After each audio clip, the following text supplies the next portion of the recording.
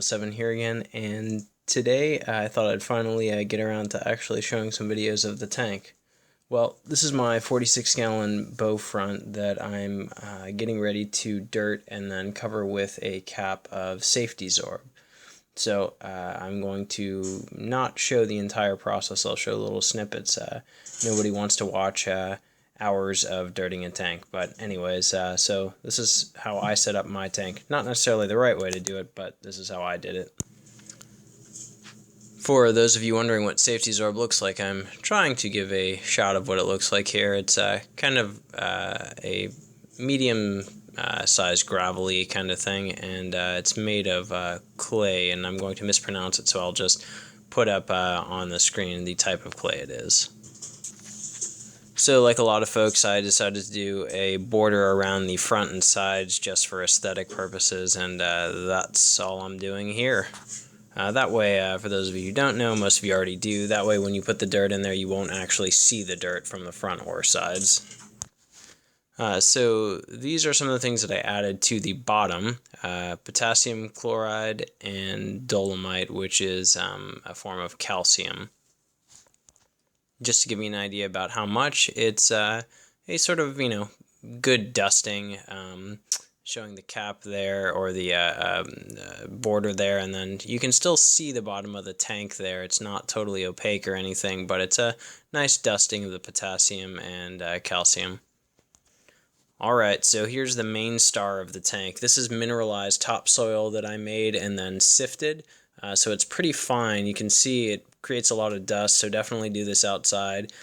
Don't breathe the stuff in. It's not toxic or anything, but certainly make you cough quite a bit.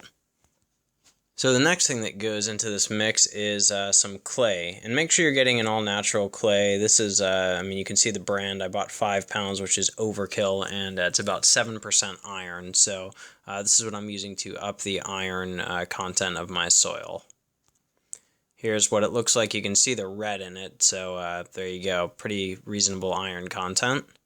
And all I'm going to do is just add some in. There's no exact science. I think I shot for about maybe 5 to 10% clay to soil. I don't know if it was an exact science, but then I just kind of mixed it up, tried not to breathe in a lot of dust, and then in a minute here I'll start adding some water to it. So I added water pretty slowly here in the beginning. I didn't want to make a soup of it. I just wanted to get a nice kind of runny mud.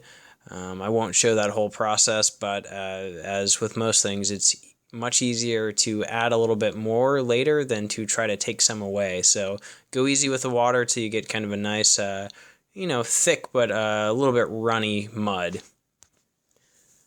So this is right about the end. I've gotten all the mud in there, and I'm just trying to create sort of a nice surface for it. Try to get it fairly smooth. The idea is you want to shoot for about half an inch to really no more than an inch thick of the dirt. You don't want to build up too big of a layer. So that's what I'm shooting for, and yep, it's dirty. And I used several kind of tools along the way to try to gauge measurement. I usually used a credit card or something just to try to track about how much dirt I had in there. Now that all the dirt is in there, it's time to go ahead and finish the cap. So that's what I'm doing here, just adding the rest of the Safe-t-sorb on top of the mineralized topsoil.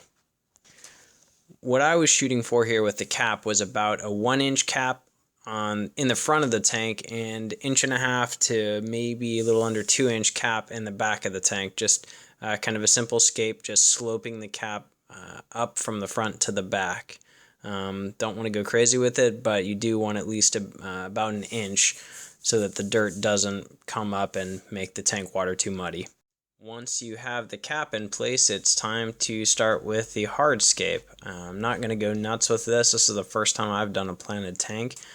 So I've got a handful of manzanita branches that I'm going to work with, and then, well, technically not rocks, but essentially rocks. I'm using petrified wood, and so I will play around with that for a little bit longer than is necessary.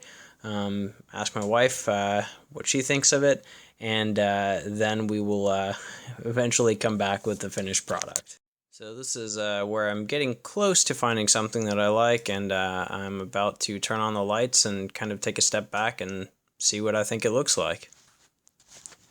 A little bit hard to get sort of the scale of it from this angle, but at least for a start, I'm reasonably pleased with it. Got some interesting sort of arches and curves and branches going in all different directions, so got some rocks sort of scattered around. So this is more or less what I started with, and ultimately it changed a little bit, but sort of went with it for the rough hardscape. Now comes the fun of filling the tank, and when you have a dirt tank, well, really any tank, you got to fill it slowly, but certainly for dirt. What I chose to use was this pump. It's made by Little Giant, and I'll try to give you a close-up of the model number and the flow rates and all those kinds of things, but if you look at that model number up in the top right-hand corner, you can look up all the flow rates, though I am listing it right there. The nice thing is it comes with a valve, so you can actually dial it down. There you go, 170 gallons per hour. And it worked very well for filling up this tank. It actually moves water pretty quickly, so for kind of smaller size tanks, probably 55, maybe a little bit bigger than that, but certainly anything under, it fills pretty quickly. I'm using a little jar to try not to disturb the substrate too much, and so adding water, and it's a little bit scary, but overall kind of a fun process. Thanks for watching, guys.